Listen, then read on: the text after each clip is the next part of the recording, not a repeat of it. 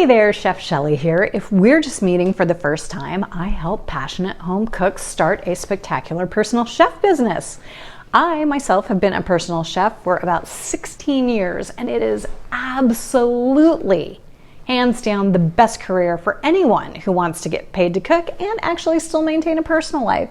That is unheard of and shocking in the hospitality industry, I tell you. So a question I get a lot that I wanted to talk to you about today is, what does a typical cook day even look like for a personal chef? So today I'm just going to run you through my process.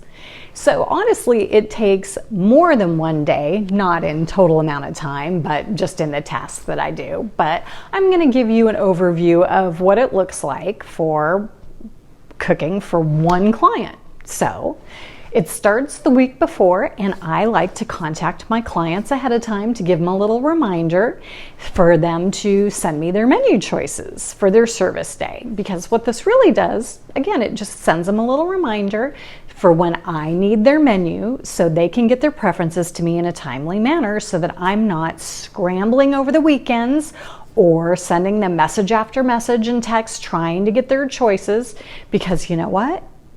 I don't work weekends. That's why I don't do catering. I just stick to weekly meal services. So anyway, they all get me their choices by noon on Friday, and then I pull all their recipes and I actually print out hard copies because that just makes it easier on the cook day. And I make a separate grocery list for each client. Now, sometimes it's one store, sometimes it's multiple stores. And to be honest, I used to do all the shopping myself. And actually, at one point, I even paid someone else to do the shopping for me. Now, things are totally different though. With pickup and delivery at grocery stores being so much better than it used to be, I just use that and it's great. So they've really gotten their poop in a group. It used to be you couldn't rely on picking up groceries, that they would have gotten you everything you needed, not made a ton of mistakes, and it would take me longer to actually go through it and figure out what they messed up and fix it. But now I can just have them delivered, and when I unpack it and check my list, if they've forgotten something or screwed something up, even if I have to run to the store, it still saves me time over having to do all the shopping for multiple stores and multiple clients. So I order the groceries and also the containers and just set the delivery time. So when I'm really on top of things, I get my invoice and my labels for their containers all made ahead of time, and I pull pantry ingredients and equipment. Because you've heard me talk about this before, on their actual cook day, I do not do mise en place. Again, you've heard me say this before. That is good for restaurants or cooking one very complicated dish at home for dinner. But what I do is I lay out all the printed recipes, I sort out the dry ingredients on each recipe and put them in the order that I want to prepare them for.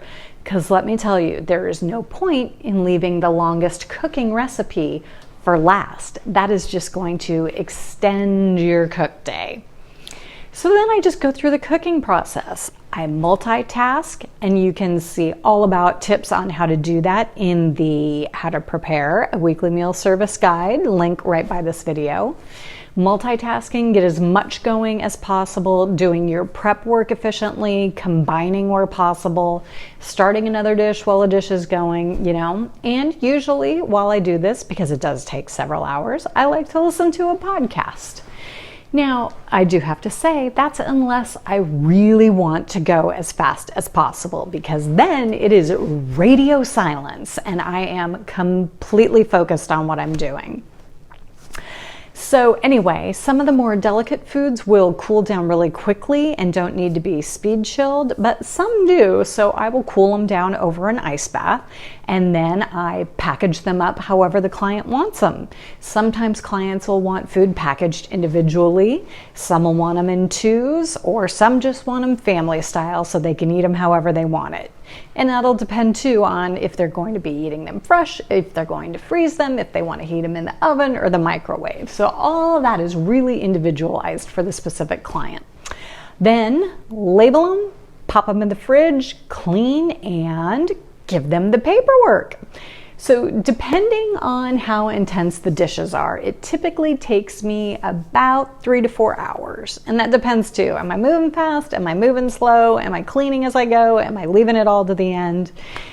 So when it comes to payment, I have clients that pay me every single way right now. I have clients paying cash. I have clients pay with a hard check. I have clients doing e-transfer with Venmo. I have a client doing ACH bank transfer. I have client paying by credit card through PayPal. So all those different things. And that's pretty much it. That is literally all a cook day is. So seriously, do yourself a favor. Don't make this more complicated than it is. Find the link by the video and get that free guide, and it walks you through exactly how to prepare a weekly meal service, just like you would for a paying client. You can run right through it. Do a practice run for yourself, try it on friends or family, get a taste of cooking like a personal chef and see if it's a good fit for you. Because if you are a passionate cook and you would love to get paid for it, the clients are out there and they are hungry for what you're cooking and they're gonna pay you to do it. So go try it out.